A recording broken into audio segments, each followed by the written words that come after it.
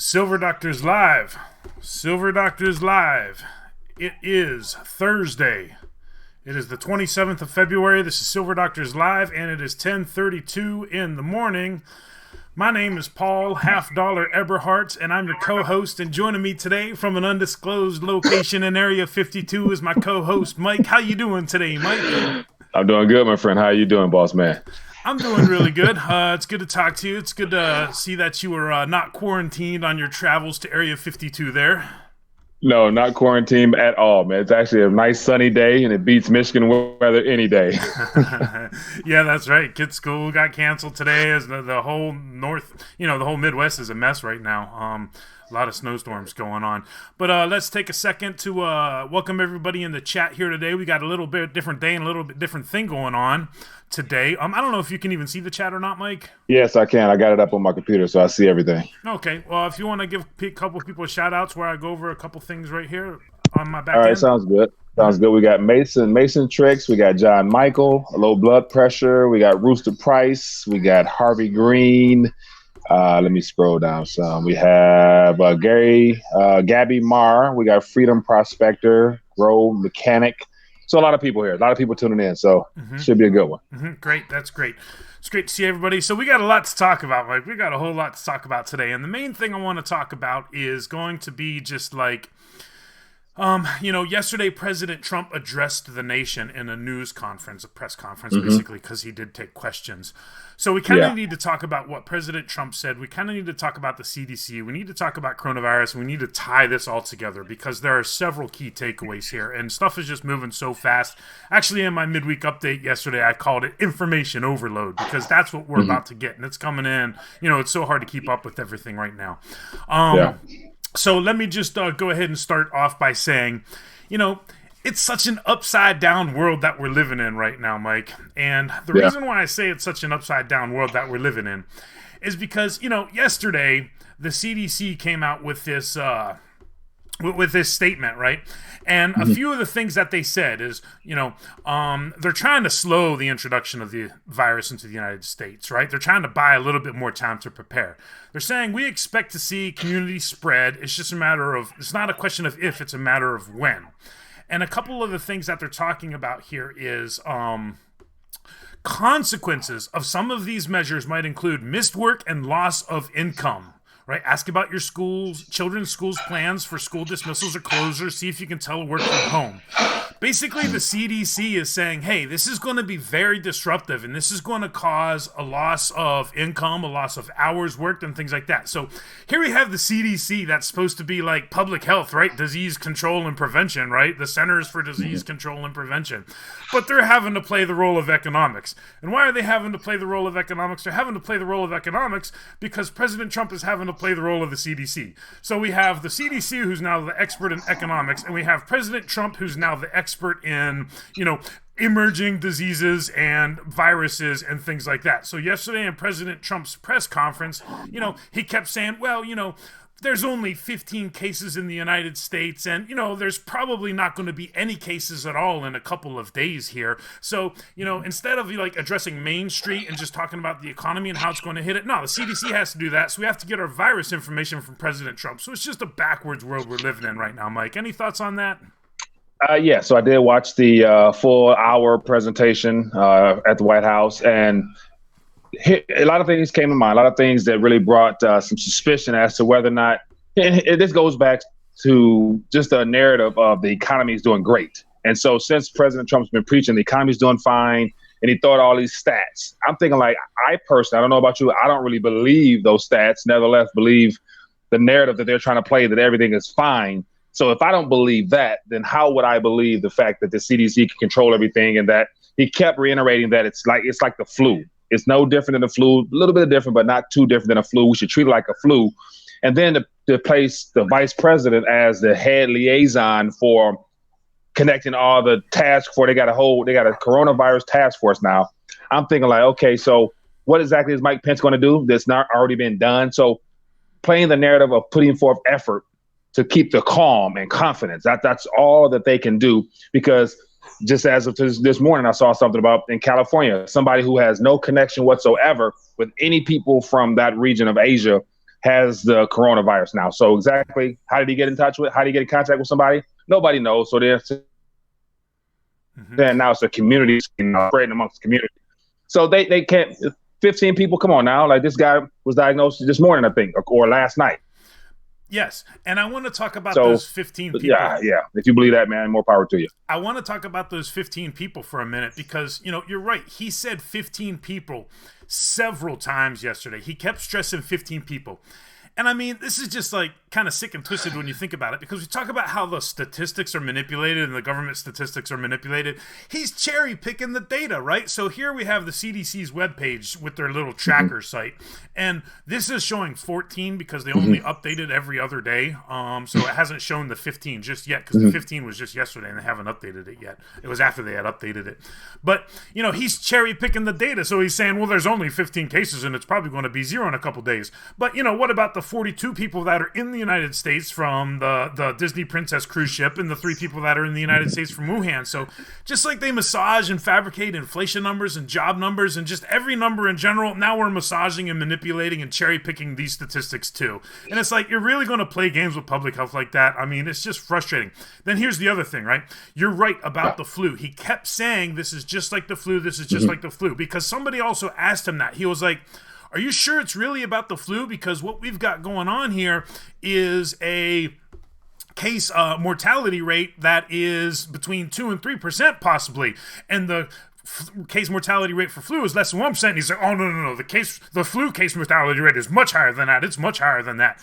And a couple things about the flu, right? Well, if people are dying, but they're not testing for the coronavirus, they could have had flu, but it could have been a co-infection, or they might not have even tested them from the flu and they just died anyway, so they don't know that they have the corona infection. There's several reasons to think and not compare it to the flu. Any thoughts on any of that, Mike? Yeah, and so I'm looking in the chat as you're explaining that, and then I was going to throw out the idea that there's 8,000 people quarantined right now in California, and so out of the 8,000, what's the likelihood of even a small percentage of those people not having some type of flu or the actual virus itself, which is not likely. So that's those numbers that they're throwing out is all designed to keep calm and confident. That's it. So when I clicked off from watching the speech, the thing I took away was it was a sales pitch to keep everyone confident and calm that the government can take control of this matter. Because he kept saying, we're prepared. If it gets to that point, we're prepared. I'm like, oh, really? So your numbers don't even line up. And then did you see the part about him holding up some graphs about how John Hopkins said that we're the number one most prepared country on the planet? And, we have, I'm thinking like, really? Like, okay, John Hopkins, is that a what's it called? A paid for advertisement from John Hopkins or what? Well, you know who the number 9th country is on that list? South Korea, right? South Korea is going bonker with a parabolic exponential rise in cases, and they're the 9th best prepared country. I mean, if that's number 9 in the entire world, we're in some serious trouble here, Mike. But I want to hit on those things too, because you're bringing up some very interesting points here.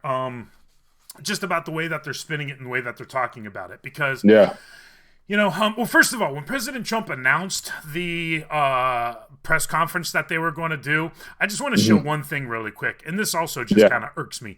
But when he sent out this tweet in the morning, he misspelled the word coronavirus. So he spelled it coronavirus. So think about this, right? Think about this. HFT algorithms, robo-trading, right? The computerized tradings that execute trades based off of words that they see in news headlines and tweets and all this and all that. You know that there's some private prop trading firms out there that have been reconfiguring their inputs for these HFT algorithms, and they're definitely incorporating the word coronavirus in there as one of the functions, right, as one of the inputs. So you misspell it, and then all of a sudden it doesn't get picked up and executed upon by the HFT algorithms. Now people are going to be like, well, I thought you said the market's manipulated anyway, and they just keep it up if they want to. Yes, they can, but here's the thing with that. If people are actually selling, right, what are they going to do? They're going to put their money in other things, and it's going to be an inflationary storm. So even if they keep the market propped up, they still don't really want to trigger that HFT selling, because then the people are going to be moving their money into different things. So what you're saying is the deliberate misspelling of that word there was intentional? I think so. You would think, okay, that's different. Yeah, because remember, algorithms parse words in tweets, right? And then they Mm-hmm. execute trades off of it. So if they've reconfigured these algorithms to sell based on coronavirus news, then if it's not coronavirus because it's spelled wrong, then they're not going to sell, are they? That's my personal opinion, right? We can't prove that, right? But that's Yeah. just, it makes total sense to me that that would be done like that. Yeah, but even last night, I was reading an article after the press conference, and it looks like the Dow futures immediately indicated that he didn't reinstate confidence back into the economy overall because it was mighty red at that point.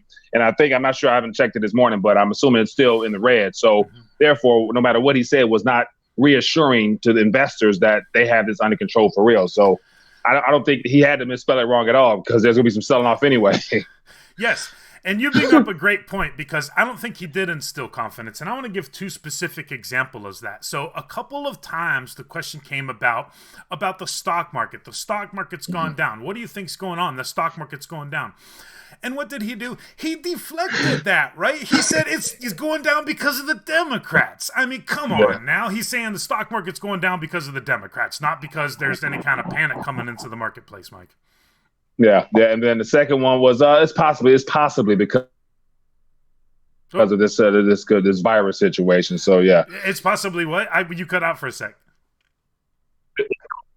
Say the second one was even minor. Is more minor. It's like it's possibly because of the virus situation as well. Yeah, but yeah, the Democrats leading off the way. It looks like, according to him. Yeah, and then what about GDP? Because they asked him to that too. They're like, couldn't this have an effect on GDP? So what did he do? He deflected that one again. And what did he say? Well, we were already going to have problems all because of Boeing, right? So it's not the coronavirus. It's just other stuff that was giving us problems, Mike. Yeah. And then he reiterated that he's unhappy with the strong dollar. He's like, a strong dollar is good for certain things, but yet, and overall, it's not good. I'm very unhappy with the Federal Reserve. Mm-hmm. So it looks like he's going to be shifting some of the responsibility, I guess, onto the Federal Reserve pretty soon because they're going to have to respond, but probably a lot sooner than they would have anticipated in this economic expansion we're experiencing. Yeah, and low blood pressure saying he kept saying that the stock market's higher than when he got in office, and I'm thinking the whole time he talks about he doesn't watch the stock market, but he's talking about specific stocks. He's talking about what the stock market is doing. I mean, come on, he is watching the stock market. Yeah, and so right now I'm just looking because I saw low blood pressure's comment, and it says we're down over 800 points, which is a little less than 3% right now. So, and it's just the beginning of trading, so this could be a very red day. Yes, and it was down over, I think, 900 points a little while ago. I want to bring up something that is called a word that we keep hearing, and we keep hearing this word both by President Trump and by the CDC, and it's called aggressive, right? We keep hearing this word aggressive, right? It's an aggressive screening, an aggressive containment, an aggressive proactive whatever. They're talking about how the response is very aggressive, right? And one of the things they talk about is the aggressive screening at the airports. So I want to talk about what the CDC is actually doing at the airports. So this is the Morbidity and Mortality Weekly Report. So this is just a report that comes out once a week from the CDC. And this one happened to come out on the 24th, which was Monday. So what they're talking about here is like all the stuff that they're doing, right? So this is just talking about giving a synopsis, and then they go into some specifics about what they're doing. And then they specifically talk about airport screening. So what they say is, as of February 23rd, so all of this data is through Sunday, right? So it would have been through Sunday. 46,016 travelers had been screened. So that's like looking at them and then like seeing if they cough. So screening is just watching them walk off the airport, right? So that's 46,000 people who just kind of walked off the plane and just they didn't look sick, so whatever. At 11 different airports. I mean, it gets worse, Mike. It gets worse. Yeah. Since February 2nd. Now, so incoming passengers were screened for fever, cough, and shortness of breath. Oh, but here's the thing, right? The screening, right, has the travel restrictions are restricted to Chinese foreign nationals, but it's not. There's no travel restrictions banning entry for U.S. citizens or residents that are in China. So you could be in the epicenter of China, and if you're a resident, come on in. But if you're in China, the quarantine, right? So the rules are different depending if you're an American citizen or not. Which, when you're talking about the disease, right, we're talking about the spread of it. Well, I mean, everybody's fair game, right? So it's either you quarantine everybody or you don't quarantine anybody. Because how does a disease know if a person's a permanent resident, a Chinese citizen, a U.S. citizen, or an illegal immigrant? You know what I mean? A disease doesn't discriminate against that. But let's look at the scrutiny a little bit more. So 17 travelers were quarantined for 14 days. So out of these 46,000 people, 17 were quarantined. Now, out of these 46,000 people, 11 travelers were referred to the hospital for further testing, and 1 tested for the infection. So think about that, right? You scanned 46,000 people, and then you only test 11 of them, right? And one of them comes back positive. That's like almost 10% right there. So wouldn't you think you would need to be testing some more people? Because it seems like, if you're going to pull 11 people aside, and if one of them's got it, well, there's probably a lot more people that have it that you're not catching. Thoughts on any of that before I start talking about the testing? Here's what's extremely flawed about that is the fact that all those numbers of people coming in, the primary mechanism for gauging whether someone is sick is based upon appearance, it looks like, and then what was the reason they pulled the 17 or so people to the side to actually check them? And so that's where none of this is actually making sense as to how you actually determine who has it, because it's just beyond borders now. That's where it's at now. It's beyond borders, in my opinion. And so it's one of those things where anybody can carry it, because if people who have nothing to do with that Asian region come down with it, where did they contract it from? Because I saw a list now: Brazil, Italy, Greece, a lot of Scandinavian countries now have some cases now. So once again, like, it's beyond borders now. So you can't really scan based upon eye, and unless you are doing, I guess, the temperature scan, even if that works. So at the end of the day, you cannot scan for this thing. So it is literally beyond the CDC's ability to actually maintain anybody coming in off planes, especially. So once again, like, what do you believe? Do you believe this or not? Yes. That's yes. question. And you brought that up about the community spread again. So yes, when you say this is beyond borders, this is just out in the open. Exactly. Because what the CDC is saying is, hey, we can't trace this person now. So this was just yesterday when they came out with this. So this is that number 15. That 15th person, but they're saying, hey, we can't trace any of this back to China, to Wuhan, to a close contact with a known infected person or anything. So these are those community flare-ups and spreads that we hear talking about. But I kind of looked into the test yesterday, Mike, because I started getting curious about the test. Because one of the things we hear is that they're not really testing a whole lot, which is true, right? They're not testing a whole lot. And the other thing that we hear is there's a lot of false negatives and stuff, but I didn't realize what all the test was, right? Because we talk about how, here's the other thing too. They say 12 places outside of the CDC in the United States can test. And they said this yesterday in their telebriefing. The CDC said this. And what they said was, and it's not states, right? So it's not like the state of California can test for this. It's 12 local health departments, right, that can test for it. So maybe there's only the health department of San Francisco that has a test kit, but it's not all of California that's testing. It's only one very specific, tiny micro locality that's testing for this. And then here's the thing about the test, right? So I got a picture of the test, the actual test itself on screen, on the screen here.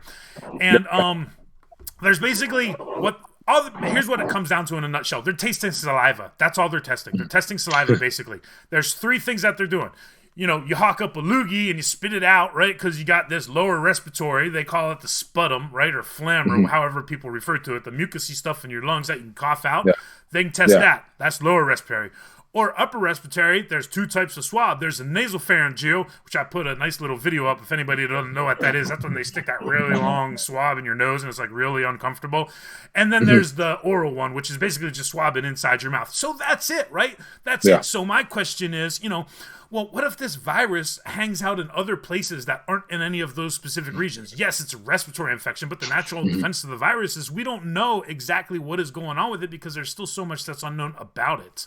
And then they talk about, and then, because this is coming off of an article from yesterday that we put up on Silver Doctors, in Maricopa County in Phoenix, they released a person, and think about this, the Maricopa County Health Department, and I looked all over the CDC to try and back this up, and sure enough, this is pretty much in accordance with the CDC's policies. The Maricopa County Health Department said after they released this person, because the test for criteria for releasing them is 2 negative tests 24 hours apart. So what if they can't find the virus there because there's an undetectable viral load, but they're still carriers and able to spread it. But they said there is no risk of COVID infection to the community from this individual. There is zero risk. Mike, I started talking about the word chronic earlier in the week because we don't know if it's chronic infection or not. And, they're just going out and saying there's no risk. How can you know that there's no risk? Yeah. Now watch this. Even during the press conference yesterday, as a part of the 15 people, or here's the thing, some of the numbers President Trump threw out, it was like, okay, was he referring to just the 15 or is he talking about more? Because he kept saying that some people are in and out of the hospitals. So some we're trying to get them home, but then they're in and out. So I'm thinking like, okay, so some people who are infected, are they allowed to leave and go home to recover, or they have to come back to the hospital? So the procedure itself for that, in regards to what President Trump was mentioning, left me wondering as to, what's the measurement of sickness do you have to display to be able to go home and recover a little bit? Or are you automatically required to be quarantined if you have severe symptoms, or what? Is it a mild headache or a little bit of a mild cough? You can leave and go home. And so in transit, in your car heading home, or however you choosing to get back to your place of residence, you could be spreading and turn it into a community type of event, especially if it's down to the very small nanoparticles of whatever it is it can be carried in the air. So, CDC, man, like after watching President Trump's thing last night, and then he had a doctor speak and somebody else and this person speak, I'm thinking like, it just sounds like they're reading off a transcript, man. It sounds like a bad sales pitch to me. So yes. And remember that, and President Trump was like, oh, very soon on the vaccine, we're working on this thing. It's in fast development. And then I think they call him Azar, right? But HHS secretary, he's like, well, actually, at the very, very earliest, it would be 18 months, right? So, and then Trump's like, kind of looking like that a little bit. But remember, I got to bring up this point, Mike. Oh, go ahead. Okay, and then in that whole spiel there, it was about a matter of being seasonal, to where it could die down in summer, but then pick up again in 2021. And so, once again, it just shows that they don't really know what they're up against. They don't know. They don't. So, but let's just make sure that there's, and President Trump was asked. He was, and I want to talk about this too. But he was literally asked, should people buy masks? I mean, how's that like a hard question? That's like very simple. He did not answer that question, Mike. He did not answer that question. That is a disservice to the entire American public. A disservice. Yeah. He specifically was asked, should Americans be buying masks? He did not answer the question. That's a disservice in my opinion. But I want to bring it. You got to remain confident by him saying, it'd be in your best interest to have a couple masks laying around. If he would have said something like that, that would have broke the confidence factor. Like, keeping people calm and keeping confidence in their ability to maintain this is all he can actually do. That's it. Anything else is just he's just rolling dice out there and trying to come up with something. But he avoided that because of that confidence question. Yes, and because here's what we're talking about, and I pulled this up. So this is an article I did last week, or when did I do this article? This is from February 13th. So actually 2 weeks ago now. So remember when we had that talk about martial law? Because I just want to remind everybody about this, because the United States military is preparing for a pandemic, and they're preparing to take action right down to the local community level. And remember this, information operations. And I'm just going to read this to refresh everybody's memory. The integrated employment of capabilities of electronic warfare, computer network operations, psychological warfare, military deception, Operation security, in concert with supporting and related capabilities to influence, disrupt, corrupt, and usurp adversarial, human, and automated decision-making. So basically they're saying they're going to lie to you, they're going to deceive you, they're going to cheat, they're going to not tell you the truth, they're going to misdirect. They're saying that. And this is right there on the U.S. government's website. This is their Northcom plan, right? So I'm linking to it with northcom.mil. So if anyone wants to read this 570-some page document, it's right there. But that's what they're saying, right? So you can't, they're just openly saying they're going to lie anyway. Hmm. Yeah. Now watch this. Even during, as I recall, a question that was given by a reporter about being able to control this, and he said that in worst case scenario we have plans. And what came to mind when he said that was that the idea of them looking to quarantine cities, like the question was about can you see the U.S. government wanting to quarantine states and cities and regions similar to what they're doing out in China. And then he mentioned that we have plans. Like we have plans if in a worst case scenario, it won't come to that. We don't really anticipate that happening. But worst case scenario, yes, we do have plans. And so what came to mind right there is exactly what you're talking about. Like, wow, this would be a unfortunate event to have boots on the ground or whoever on the ground and using force to make people stay within certain areas that are high impacted communities and not allowing people to move freely on freeways and shutting down cross border activity. And I mean, that's a very worst case scenario. But at this point, given the fact that I don't think they know exactly how severe this is, that is more than likely. Now it's just a matter of at what time frame. Will it be in the summertime? Will it be in the fall, winter? Because it'll be hard to really put boots on the ground or anybody on the ground in the summertime where the weather's good and people are just going to want to flow freely. I can see them being met with a lot of resistance, especially if there's areas that are not heavily impacted by this, because people will still want to travel, I believe, but we'll see. But boots on the ground, is that a likelihood is my question. Yeah, I think it is. I think it is a likelihood. The question is also, is it going to be everywhere throughout the United States, or are they going to have to concentrate on certain areas?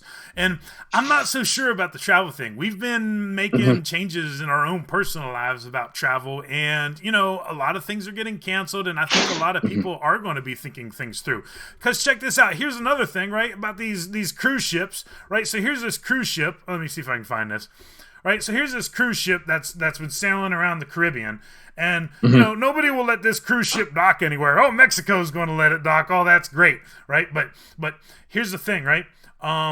Where does this say this? Okay, so Mexico has given the green light for the arrival of that whatever name cruise ship with 6,000 passengers. When we talked about the Diamond Princess, that was only 3,700 with crew, right? This has 6,000 passengers. So people are going to be rethinking all of their plans, right? I mean, would you want to take a cruise and then get stuck for like 3 months and possibly come down with a deadly infection? Not at all. So like right now I'm in Puerto Rico. And so last night I was at the docks in Old San Juan and I was looking at a cruise ship. And the first thing that came to my mind is I would not want to be on that thing right now. Because at any minute, like whenever they dock, people leave the city, you come in contact with somebody or whatever, you get back on, you are quarantined on a vessel, on a ship yourself. So there's nothing you can do about it. And so I definitely would not want to be on the ship. And then all the travel liners, all those companies that are, because I think one of the questions posed to President Trump was, how will all the companies that specialize in travel, how will they be impacted? So they're going to take a hit ultimately because no one's going to be cruising.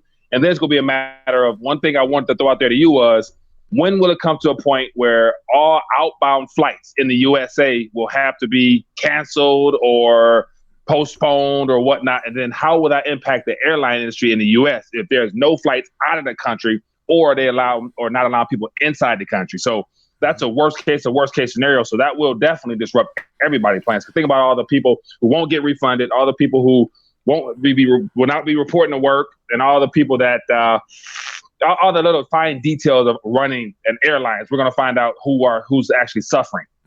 Yeah, and I think we're going to be getting to that worst case scenario here before this is all over because, the government doesn't do anything right. They're just going to keep messing stuff up, right? I mean, it's the government. Come on now. So this is going to be a humanitarian disaster that's global. It's interesting because, I just pulled this up just for the headline, but it's like, world scrambles to curb the fast spreading coronavirus. And I'm thinking, wow, talk about like the push for global government. Like this is a world problem. This is our problem. We're all in this together. There is no border. It's one big country, right? So we're just not letting you travel around this one big country, which is known as the world, right? So the United States of the world. That's what we're moving to. And let's talk about economic activity. How much more time you got to go? So we're doing this a little bit differently today. Yeah. What we're doing is Mike's just hanging out with me for a little bit, and then I'm going to disconnect with Mike, and I'm going to fly solo so I can open up the phone line. I'd like to say phone lines, but we're not that big, so I open up the phone line, the one line, right? And then so people can call in, right, and ask questions and stuff like that. Because I think. All right, watch this. I want to throw out a question. And so I received an email from someone who watches this. And so they wanted me to comment on it, or us to comment on it. So I'm going to throw it out there, and then I'll let you run the rest of the show, because I want to still enjoy some of this good sunlight before I lose it. It says, I am wondering, what is your forecast for what life will be like for those who survive this reset? So he linked in the fact that this health scare is going to impact humanity. And so he put an article about how the goal is to decrease the world population to 500 million. And so it says, I would appreciate your thoughts on this. It may be an interesting topic to discuss on air. And so let's, for a quick second, just say, for example, this health scare continues on. It goes through the summer, fall, or whatever. And it really impacts a lot of areas in the United States of America.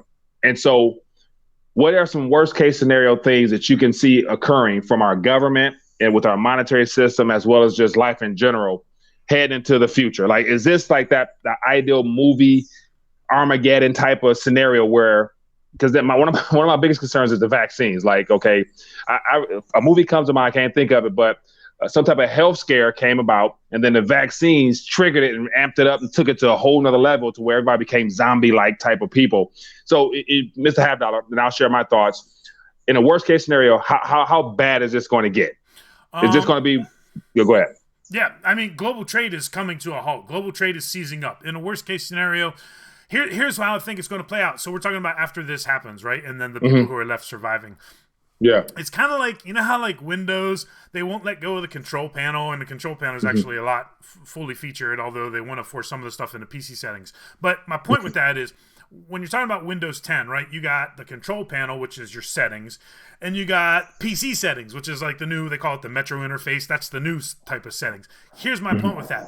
Life is going to be like this sort of dual universe, kind of like those PC settings. And that's really the only way I can explain it, because I'm a geek like that. Where half of your life is going to be just that localized, people aren't going to be, importing, Black Angus New Zealand beef, right? That's not something that's going to happen. What's going to happen is people are just going to have local chickens and things like that. And food and produce and stuff like that is going to be much more, we're not going to be, sending produce all around the world like we are quite as much anymore, because a lot more of that stuff's going to be localized. So people are going to have a much more local life. But that doesn't mean they're not going to have like a more like universal life, and they will. And a lot of that will be online, right? So a lot of stuff will be online. So just like interactions, understandings in general, maybe buying some things that aren't available locally. But just, as far as what is it going to look like, a lot less products, a lot less trade, a lot more simpler life. And that's for everybody, right? Because remember, I mean, it's a debt bubble, right? And the money's going to go away, and there's going to be no money when this reset starts again. So it's like a clean slate once this reset happens. Did any of that make any sense, Mike? Yeah, it does. It does. And so to share my thoughts on it, like, it's going to be a lot. It'll be less people angry over a monetary reboot or reset if they're either already passed away, dead, and so the people who stand to be the most upset happens to be the baby boomers. And let me know if I'm wrong, but I think the older population is more susceptible to coming down with this virus type of thing. So I think there'll be less people actually frustrated about the losses from this economic monetary reboot or reset or whatever. So there'll be a lot of angry people, but the primary age group might be the most impacted by this. So they won't be around if it gets to a worst case scenario. But what came to mind with this whole scenario is that this is lining up to be a great, okay, 20 years ago, we had an event that was life altering. And it happened to do with all the increase in size of government and the war on terror. That event that happened in September changed the world forever. So all of our adulthood years has been heavily monitored, tracked, surveillance, and all that stuff like that. No free travel. We've been very restricted. Now this episode comes about. I put them in the same category of being artificial in nature. I don't believe nothing that happened in September 20 years ago was authentic. I think it was strategically placed and done. Here we are today. Everything we're seeing now is the same exact thing. It was created intentionally for this time frame. And so looking ahead another 20 years, based upon the past event, I see bigger government, less rights, more. And it's all done with we're protecting you. We're trying to make your life easier. And so it's what's best for you type of thing, where I can see the same exact thing you're talking about. but it's been a lot worse because people now, out of concern for their health, they're going to accept anything that's rolled out, just like we did on the war on terror. TSA, all those agencies that was formed that has done absolutely nothing, in my opinion. There's going to be 20, 30 more agencies moving forward with less rights, less freedom, less traveling, less, all that other stuff in a digital economy because paper going to be a problem. So it's easier to burn all the cash and then really contain things and possibly try to kick the can down the road a little bit further.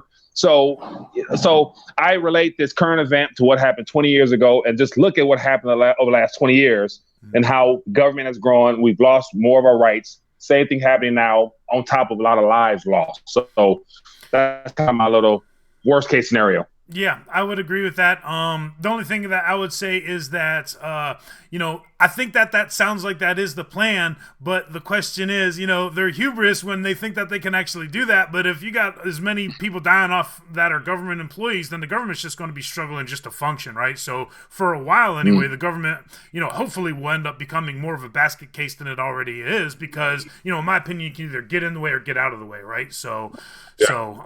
Ultimately the government, like you're saying, wants to get in the way. Question is, will they be able to even maintain amidst this kind of pandemic? They won't. And what's going to happen is, remember the call we got last week about one of the health people in the healthcare was saying that they didn't sign up for this. Like the fact that worst case scenario, if the medical field and the medical people in the medical realm don't have confidence that they are getting the best information, they're supplied and equipped to handle this type of thing. Imagine all the doctors and RNs and everybody's going to walk off the job.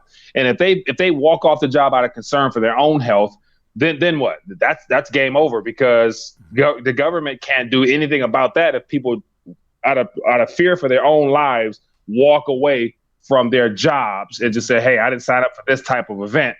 And then I sent you a text about one of the physicians in the Wuhan area. Mm-hmm. And question is, and this is just, I'm going out there. I don't have my hat, but I'm going out there.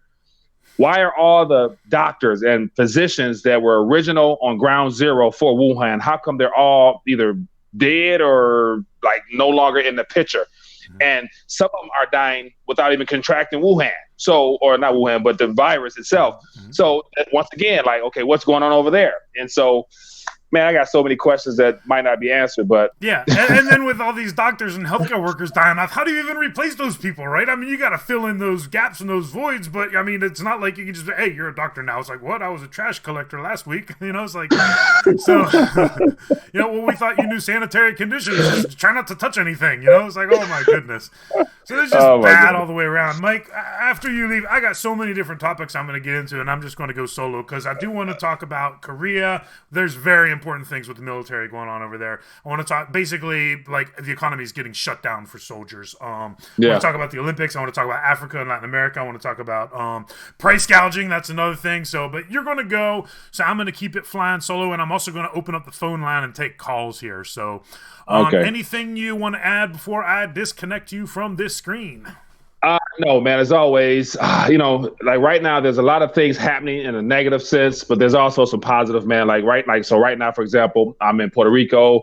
I saw one person with a mask in transit from Detroit down here. Other than that, most people are still unaware or really don't care.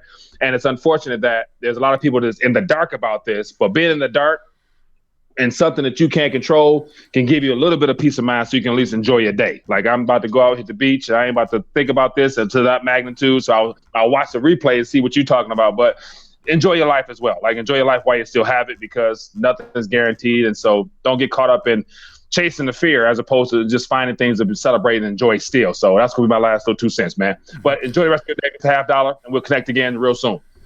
Sounds good, Mike. And we'll talk to you again real soon. All right. Be good.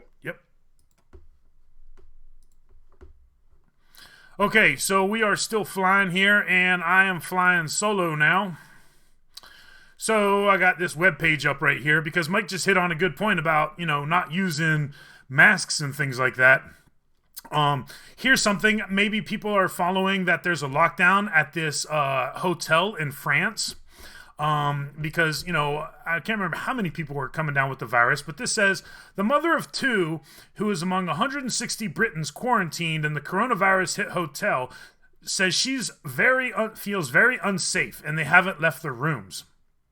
And one of the things that they're talking about is She says she was told by a medic that they could leave their rooms as long as they followed the rules, such as wearing face masks.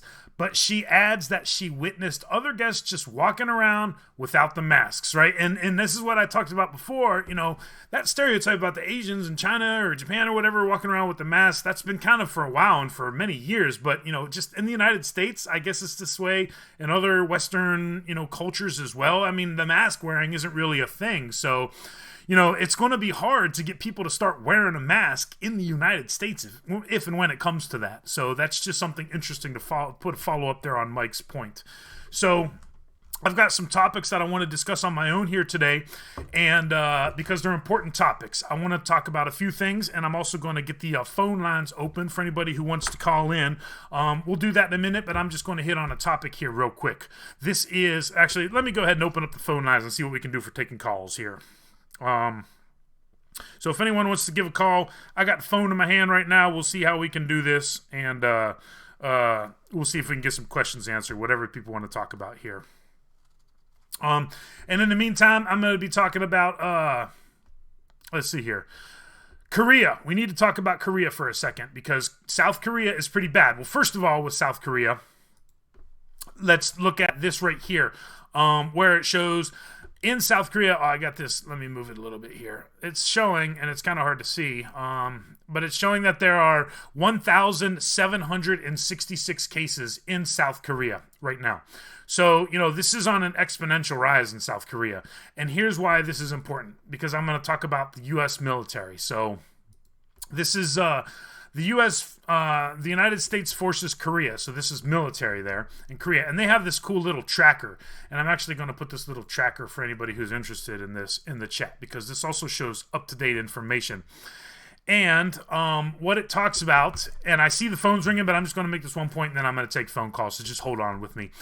Yesterday, so this is just yesterday. So think about this. This is in Korea, right? So this is basically the entire peninsula, right? So after strong and abundant caution of utilizing our authorities to protect our forces, the U.S. forces, so we have instituted mandatory for all United States Forces Korea service members a peninsula-wide,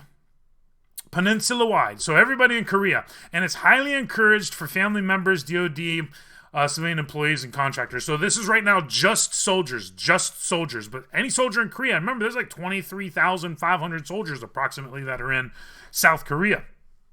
What are they not allowed to do? Well, they're having restricted access from off-installation activities. So they're not allowed to eat in seated dining. So you're not allowed to go to a restaurant and eat. You can take takeout, but you can't go to a restaurant.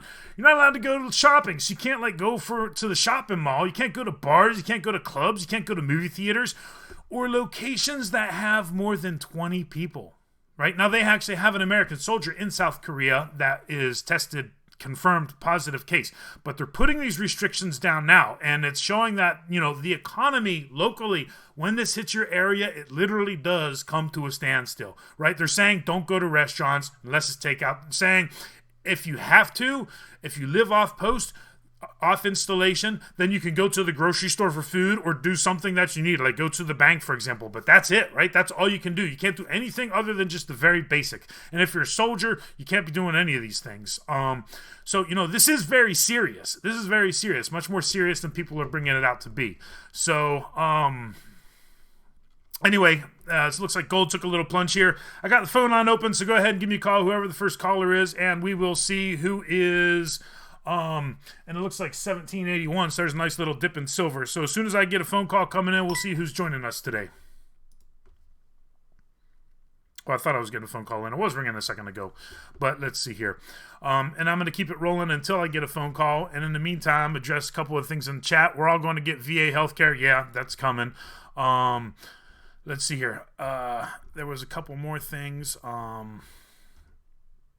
Talk about the bond market. Yeah, the yield on the 10-year note just hit a brand new all-time low. I'm looking at about 1 point, and that's this right here. This is the 10-year note, so this is the yield. So that's all-time low. I think again today we got a call.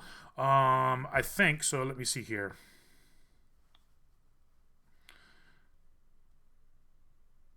Okay, and let me figure out how I can get this on speakerphone here. Let's see here.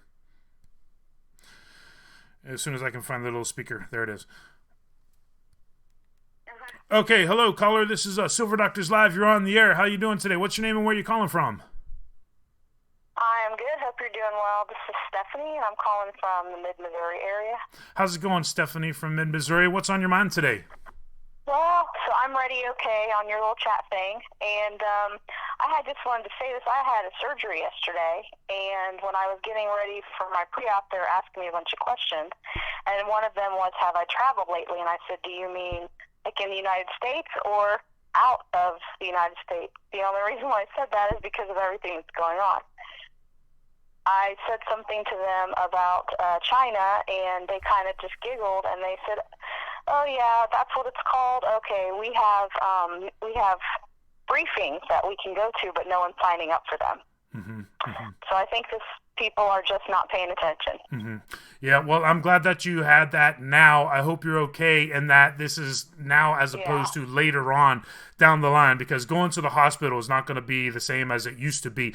Now, I'd like to ask you a question. I hope your surgery went well. I don't want you to get into specific details about that, but just as far as in general, did you notice, were there any extra precautions? Does it look like, because you know how you go to the hospital and there's like just, you see the little signs and it says, if you feel like you have an infection, please put on a mask and cover yourself. Did you see anything like that, or could you notice it looked like supplies were a little lacking as we hear?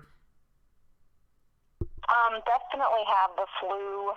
So whether you feel sick, put the little face mask on, but it's just the little small thin masks.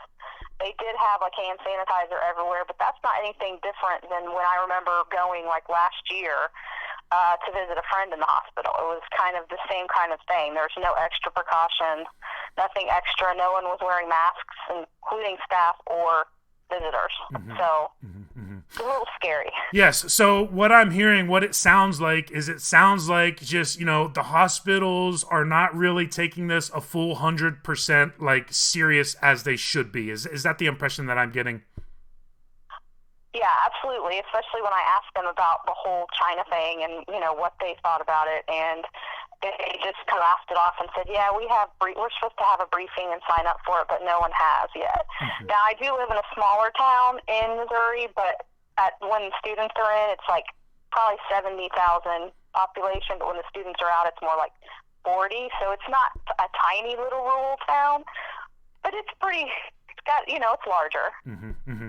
Yes, well, I appreciate you calling. Another thing that's interesting too, while I got you on the line, is, when I took calls for the CDC, there's certain things that you can't say, and there's certain images that you want to portray too. So also, as this gets more serious, they could also switch to trying to downplay it a little bit as far as making the risk to be less than it actually is.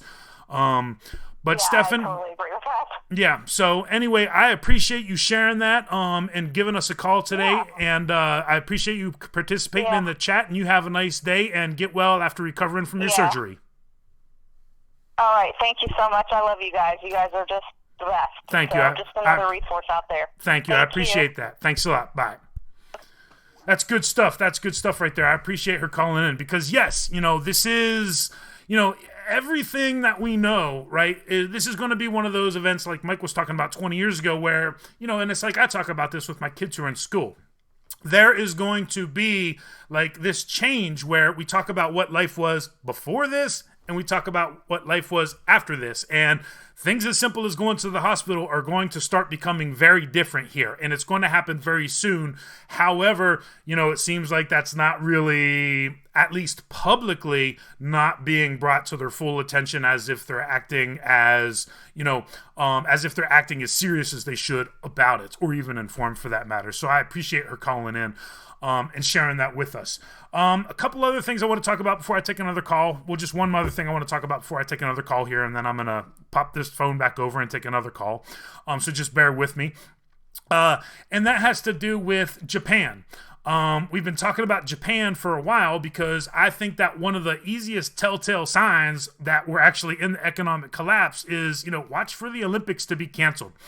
Right now, the State Department has a level 2 warning to Japan.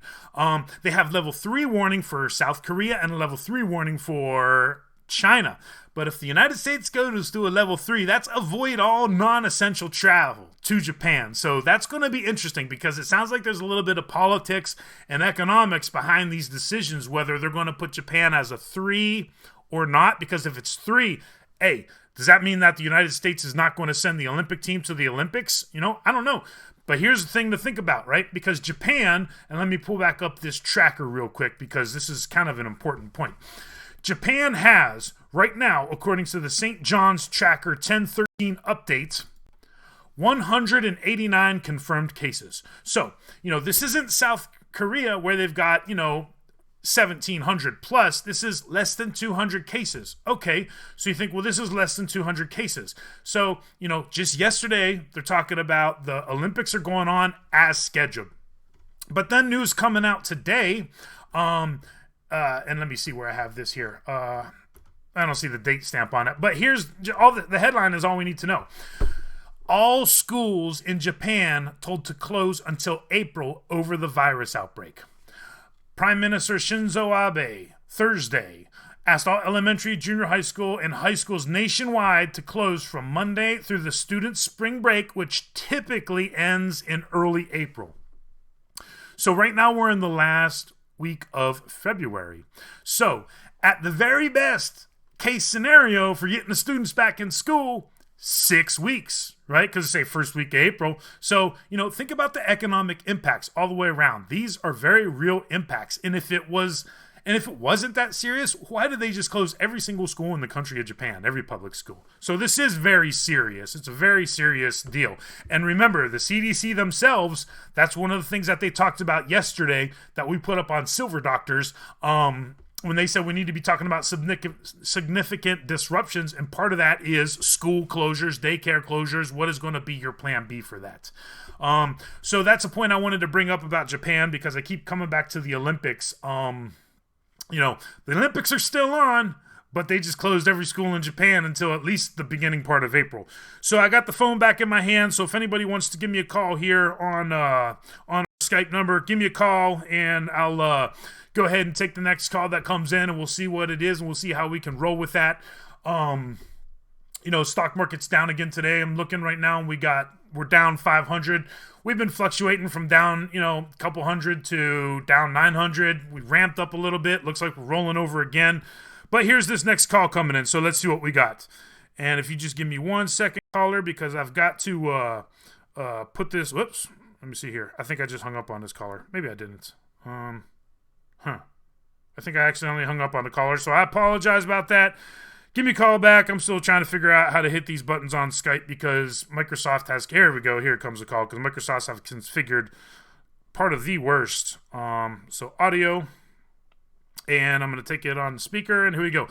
Hello, caller. This is Silver Doctors Live. You're on your air. What's your name and what you calling from? Peace. This is Neonda in Hampton Roads, Virginia.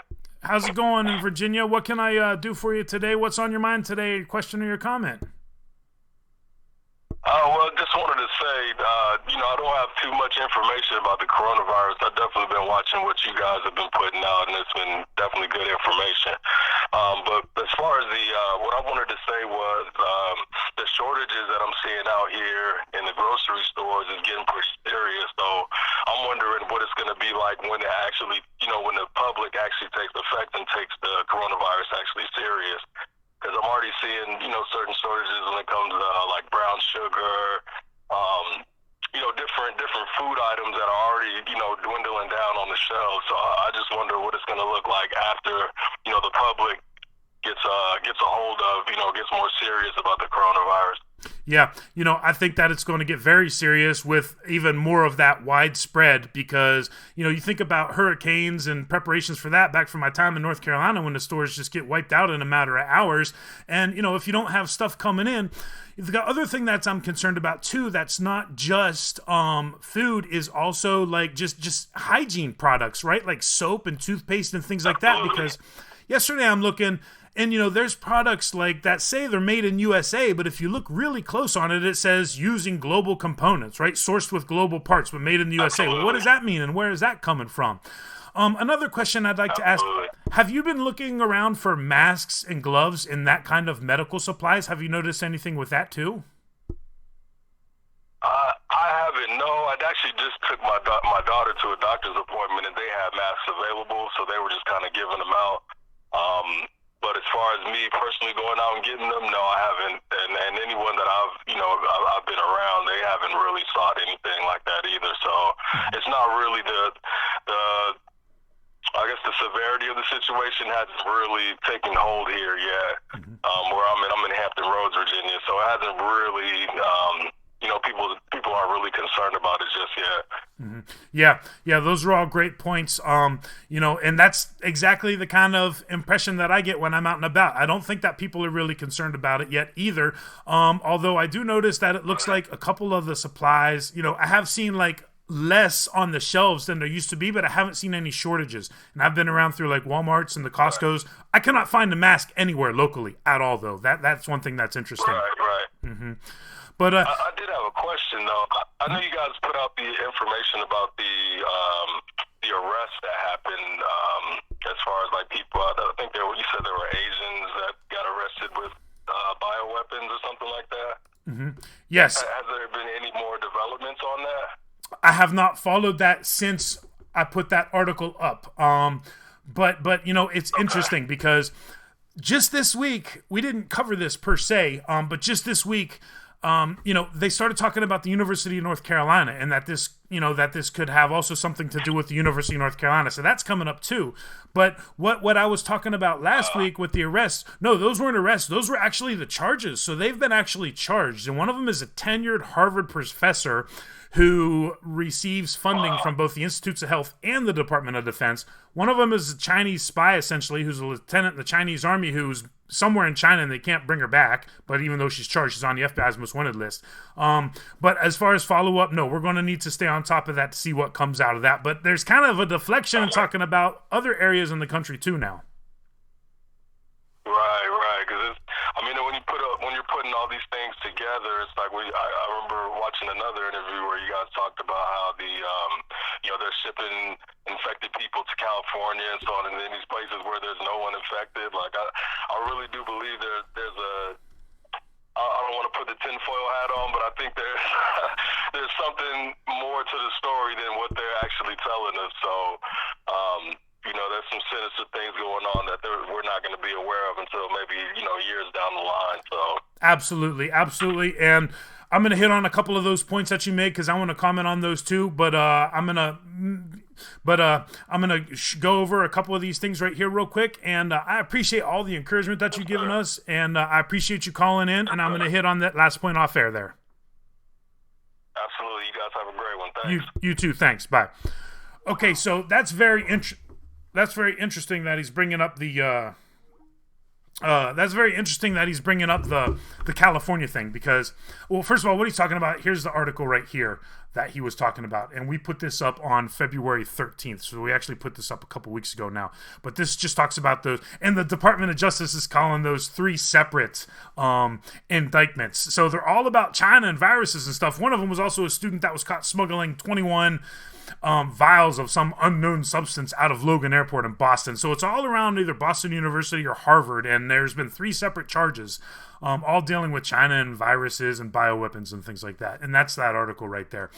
But I want to also hit on the point that he made about shipping the people out to California. So that was, the Fairview Development Center. They got a stop on that. I don't know where that stands right now, but here's the thing about that, right? The CDC's own guidelines talk about you need to have, a negative pressure isolation room, right? You can't just put people that are infected with coronavirus in a regular hospital room. That's what they're saying. It doesn't work like that. They're saying you got to have these highly specialized hazmat level hospitals that have, negative pressure and all sorts of things like that. So, you just can't dump people in Hawaii and not tell them like the government did earlier in the month. You just can't say we're going to dump people in California with no preparation and no training whatsoever. So yeah, I would put on that tinfoil hat as well because, how are you going to take care of that homeless population in California? Well, if they're all dead, you don't have a homeless population in California, do you? And it's sad to say it like that, but let's talk real about it like that. So, moving along here, I wanted to talk about a couple other things really quick. I just actually want to talk about one more thing really quick, and then I want to talk about Well, no, actually, I don't need to talk about that because I was going to talk about there are now 2 cases in Africa. I can't remember where the other case was. And then there's also now 1 case in Brazil. So now we do have cases in Latin America, and we also have cases in Africa. So, this is pretty much everywhere, right, except for Antarctica. But this is pretty much everywhere throughout the world, and now it's just a matter of time. And it looks like the community spread is, in fact, starting. If the CDC is saying this one person from California is an example of the community spread there. So I'm going to take one more call here. And, another thing I wanted to talk about before I'm going to take a call. Let me see here. Hello, caller. This is Silver Doctors Live. You're on the air. What's your name and where are you calling from? Vern from North Carolina. How's it going, man? Hey, how's it going? What can I do for you today? You got a question or comment on your mind? Yeah, I was going to have a comment. The ambassador, the former ambassador to the Vatican died today from Iran. And today the Pope has canceled several venue because he's sick. Have you heard about that? I saw the headline, but I did not look into it. But I also heard that now, like, the vice president of Iran has been infected as well. So yes, I am following that, but not the details about it. Yeah. Mm-hmm. Well, we've tested less than 500 cases here in America, right? Mm-hmm. Yep, that's absolutely right. Yep. Yeah, and there's only tested in 3 states. That's right. So, yes, and I'm going to address this comment about Iran because you bring up a great point, and it's not just Iran in general, but it also includes Iran. So I'm going to address that comment off the air with you. So I'm going to hang up, and I appreciate you calling in, and you have a good day. And was there any one last thought before I hang up, Art? No, that's good, man. Okay, have a good one. Appreciate you calling in. Okay, now, he's bringing up a very good point about Iran, and I'm actually going to take it into a different angle. Because one of the things that he's talking about is oops, wrong one. There we go. No, wrong one. There we go. Okay, one of the things that he's talking about is, very important people, right? Very important people. The health minister of Iran has coronavirus. Now, like the vice president or somebody very high up has coronavirus. The crisis coordinator, which is basically like the equivalent of the coronavirus czar, right? Even though we're not calling Pence the coronavirus czar, the equivalent person in that role in South Korea jumped off of a bridge and killed themselves, right? So here's my point with that. You have got people at very high levels, right, that are getting infected or that are dying. So you've got the people who are supposed to be in charge of controlling this that are either killing themselves by committing suicide or they're getting infected and they're dying off. So this is just not good all the way around. So you got, problems from the top down starting to mount, because how do you fill those shoes? How do you fill those shoes fast enough if your leadership starts dying off or coming down and getting infected with this? Last thing I want to talk about just is kind of like long-term ramifications, and what I want to talk about are supply chain issues. And I just want to give one specific example. Let me pull up this webpage here. I want to give the example with Microsoft. Right now, everybody's talking about, everything is just going to go on like normal, right? So here's from Tech Radar, right? And Tech Radar is talking about the new Xbox, right? So if people don't realize this, right? This holiday shopping season, the new Xbox, which is called the Xbox Series X, and the new PlayStation, which is called the PlayStation 5, those are coming out this holiday season. I don't think they're coming out. But here's my point with that. Think about how much that would have impacted holiday sales. And this is at the very end of the year. So we're talking about sometime between October and December. But right now, just like there is everywhere else, there's total complacency. So, Tech Radar is saying, well, it's scheduled to be launched holiday 2020. Hey, it's coming out between October and December 2020. But if you look at like what actually Microsoft is saying and what they're doing, well, here's an article out of MarketWatch, right, from just this morning. And this is talking about, Microsoft, right, who makes the Xbox among PC hardware and just PC hardware in general, talking about warning, right, about the supply chain. So, we see problems with the supply chain in China. We see problems with the supply chain in other tech manufacturing centers such as South Korea. We haven't reported on this, but there's also been closure or disturbances with LG in South Korea, and another one, which is, I can't remember the name of it. But my point is this: if there's already supply chain issues, this is a publicly traded company. They're going to give their rosy outlook, right? They're not trying to spook investors. They're trying to maintain the optimism here, but they're already saying there's going to be issues. So I don't think that these products are going to get launched. And in addition to products not being launched, what about all these conferences that are just getting canceled? Something that's in the space that we follow is PDAC. And where is the, okay, so here we go.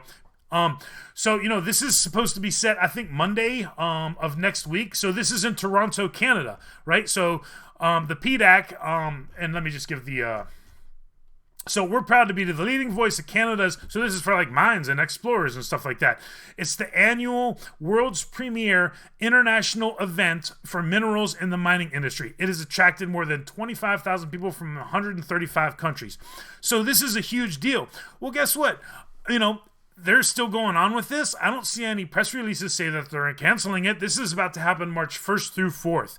And the question that I have is, there's already a case in Toronto, right? So there's already a confirmed case there. But then just in general, you got people flying in from all over the world to go to this conference. So, I think that we're going to see product launches being delayed. I think we're going to see more and more conventions being delayed as the time goes on. Some of this earlier stuff that's already been planned, they may or may not cancel these things last minute, but with the Mobile World Conference, that was kind of canceled last minute there.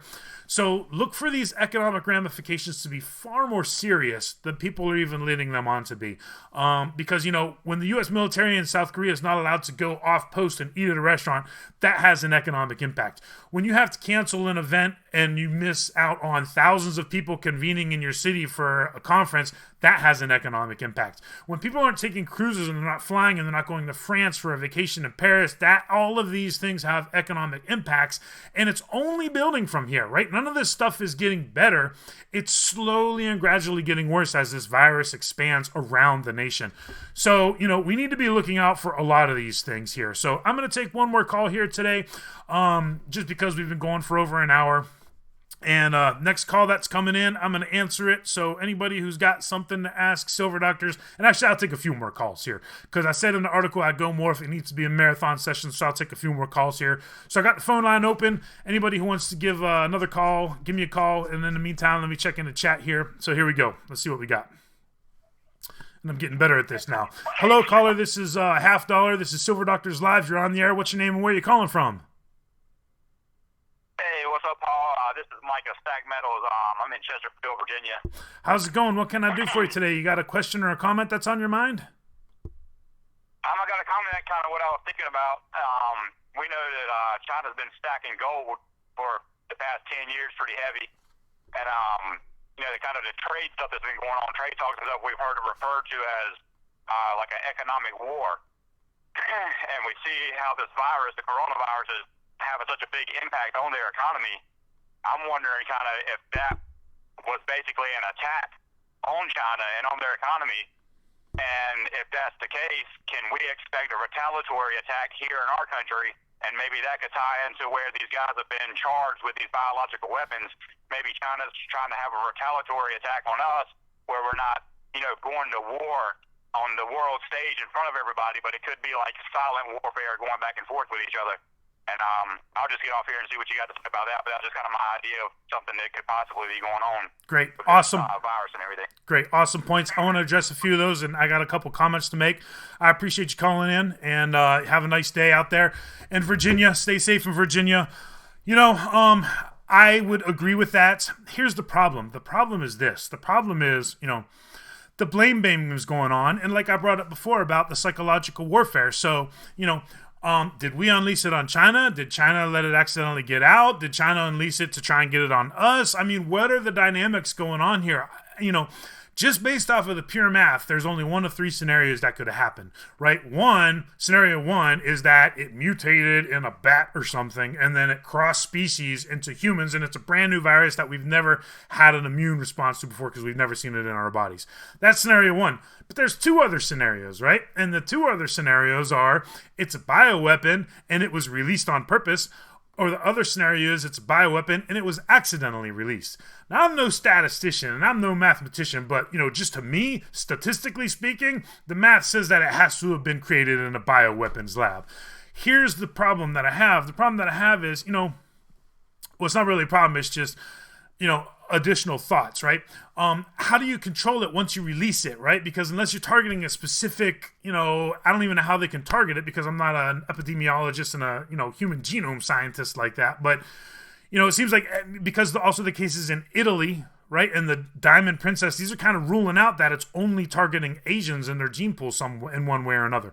So if you actually release it with the purpose of bringing down China's economy, well, it can backfire, right? It's kind of like, one of the reasons right back on you, and there you go. So it fails right there. So that's kind of an issue. But then on the other hand, I look at Iran, right? I look at Iran. We were on the brink of World War III at the beginning of the year. And I'm seeing that we're flashing here. Am I still live? Let me see here. I think we're still live. Okay, we're still live. We're good. We're green. So with Iran, we were on the brink of World War III. Pretty much literally at the beginning of the year. Well, now, how's a way that you can affect regime change in Iran without firing a single shot? Well, if all their leadership is dying off and half the country is dead, then, that's the way that you can do it right there. And why is it really that serious? It's really that serious because the United States has been sanctioning Iran. There's many sanctions against Iran, even though theoretically and technically speaking, food and humanitarian things such as medical supplies are excluded from the sanctions. In practice, if sanctions cripple Iran's economy, and if the medical supplies are in a worldwide shortage already, which they in fact are, which all governments around the world are basically agreeing to, anybody will try and buy an N95 mask and you'll see that they're in worldwide shortage. But the point there is you can affect regime change without firing a single shot. So, this could in fact be to weaken the Chinese economy, absolutely, without a doubt. Either way, this to me is the economic collapse, right? This is the very nasty global depression. This is where whenever the dust settles, and we haven't even begun to climax yet, but whenever the dust settles, this is when we get into that whole new paradigm. So I'm going to take one more call here. So the next person who calls in, I'm going to go ahead and take that call on there, and then I'm going to get ready to wrap it up. So I appreciate everybody hanging out with me today. I see we got about 380 people. Let me give a couple shout outs to the people still tuning in. We got Fossil Man 2, JW, John Michael Karma, Gino 101, Matt Nelson. We got Doug D. Fox, and I got a call coming in that I'm going to get. So let's see here. Whoop. Hello, caller. This is Silver Doctors Live. This is Half Dollar. What's your name and where are you calling from? Hello, this is Silver Doctors Live. You're on the air. What's your name and where are you calling from? Hi, this is Conscious Observer calling in from Chicago. And I have three short questions. Question number one, supply chain disruptions. Palladium keeps going up, yet car manufacturers' supply chains disrupted. Why is silver going down if it's an industrial metal and palladium going up if it's an industrial metal? Why is the monetary component of silver not picking up? Question number two. I heard Mexico wanted to remonetize silver as money. Two congressmen spoke about it. I know you have family and friends in Mexico. I wanted to know what your thoughts were about that, if it's possible, if you think it would actually happen. Okay. And question number three. What do you think will finally cause the debt market to start selling off? Right now, all the money's flowing in the U.S. bond market. But do you think the coronavirus and the supply chain disruptions could actually pop that in and cause sell-up in the bond market too? And thank you. That's my three questions. Okay, great. And just rephrase that first question one more time for me for the supply chain issues. Oh, it was specifically in relation to palladium and how it interacts with silver. The first question was, why is palladium, a completely industrial metal, going up in price if there's, if it's mainly used with car manufacturers and their supply chains are being disrupted right now. Okay. And silver, which is half monetary, half industrial, is somehow going down right now. Got it. It's just confusing for me. Thank you. Got it. I'm going to answer all those questions off air. Those are some good three questions to wrap the show with here today. I appreciate you calling in and stay safe out there. Thank you. Love your work. Great. Appreciate it. Thanks. Bye. Okay, so great. So those are some good questions. So first, let's pick this apart here, and I got my notes written down, so I think I'll be able to talk about those. Well, the debt market, let me talk about that one first, and I'll go in reverse order. Yes, this is absolutely something that can blow up the bond market, and I think it will blow up the bond market. Remember, like, we're looking at the 10-year. Here's the 10-year right here. I just like to follow the 10-year as a benchmark for a barometer for the U.S. government bond market. But there's lots of bond markets, right? There's corporate bond markets, there's junk bond markets, there's sovereign debt, which is like the government selling their bonds. But yeah, because, if you're talking about if you don't have income coming in that you can't pay for those bonds as they're maturing, or if you can't pay a coupon on a bond, then the bond market's going to blow, right? I mean, when it comes to the 10-year note, let's talk about that, for example. The government continually requires more and more lower and lower interest rates only to be able to service the debt because, President Trump yesterday, when he was addressing the nation, he's basically saying, we're going to throw whatever money we need to throw at this, right? The United States runs a deficit every single year. We don't have any money to throw at this. So what are we going to do? We're just going to, basically monetize the debt, which is what we've been doing, right? QE, right? And we're going to be, offering more bonds for sale. So ultimately this ends in disaster because the debt is no good, right? You can't print your way out of this. And then on top of that, you can't print your way out of this because it's a supply chain issue. So, you can prop the markets and you can prop the financial, the financial engineering aspect of it. But when it comes to the real economy on Main Street, you can't deal with that. And then you're dealing with the supply chain constraints. So you're just throwing money at a problem where money is not, doesn't even help with the symptoms, right? Because the symptom right now is the global supply chain. And if you throw money at that, then you make the symptom actually worse. So that's point number one about the debt market. Ultimately, what's going to happen is we can't ever raise interest rates gradually or normally, right? We're way so far gone past that point that basically what has to happen is the 10-year note is just going to keep going down and down and down in yield till the bond market blows, right? And then we're going to have spiking interest rates. Governments aren't going to be able to borrow. People aren't going to be able to borrow except for at much higher rates than where we are now.